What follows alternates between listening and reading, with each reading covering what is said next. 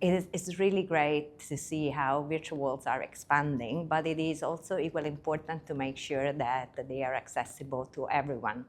So definitely one of the key standards that they must embed is accessibility, and making sure that the different platforms that currently actually they are individually accessible will be accessible to everyone, but also we will be able to go from one platform to another without facing any interoperability issues. And that comes to the second key important element that must be included. And that's why international standards, such as those developed by the International Telecommunication Union, becomes so crucial.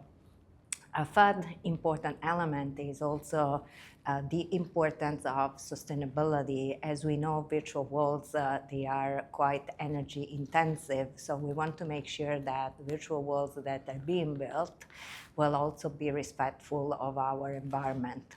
Currently living in this evolving landscape give us the opportunity to build virtual worlds in a way that definitely can shape tomorrow's future. So if we build them in the right way today, then we will be able actually to enjoy the same facilities as we are having, for example, with the internet today, where we are able actually to navigate and as users not facing any challenges in terms of moving from one platforms to another. So ultimately, that is the goal of the newly launched global initiative on artificial intelligence and virtual worlds, discovering the CitiVerse, which was launched by the ITU together with UNICC and actually Digital Dubai.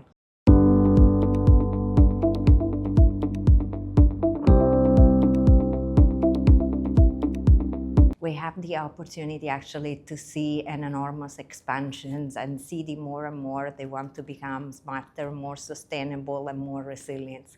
There are cities in some regions, especially for example in Africa and Latin America, that they have not yet reached actually the same level of development as other cities, for example, in developed countries. And that's where ITU has the United Nations Specialized Agency for Digital Technologies can help. Through, for example, our United for Smart Sustainable City initiative, which is a UN initiative supported by 20 UN entities and coordinated by ITU, we are providing cities actually with capacity building and also helping them to shape their policies and strategies can really set the building foundations of a smarter and sustainable cities. It is also important for cities to make sure that they take into consideration affordability. That's why ITU is also, through its Partner to Connect initiative, spending so much effort to help bridge this digital divide. A third key element is institutional capacity. It is extremely important actually to train and provide civil servants with the necessary skills that can help their city to develop, and also make sure that the cities have in place the proper necessary governance. So having, for example, procurement practices in place, which helps to prevent corruption, having in place also governance that ensures that data that is gathered respects actually privacy, and that gives also citizens the necessary trust in the administration.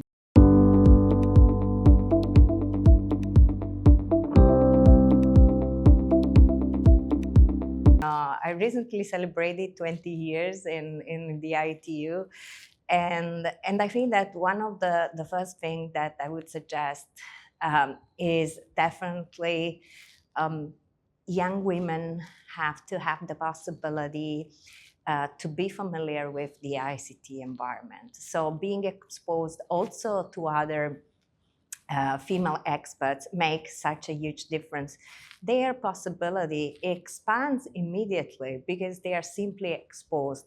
Let us remember that talent is universal, opportunity is not.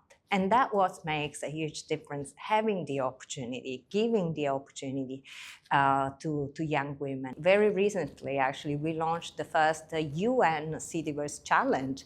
And funny enough, you'll be surprised or not surprised at all, as I was, but the winner was a woman.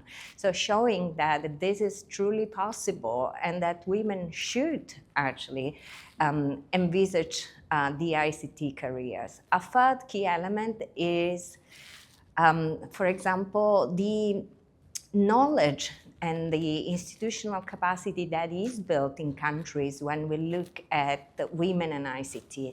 And that's why, for example, ITU every year organizes a Girls in ICT Day. It is held the last Thursday of April, so next year it will be the 23rd of April. And it's a moment really to celebrate the girls in ICT. And this is something that every country in the world, every university in the world should celebrate, because that's really the moment when we immediately expose new girls to the ICT world.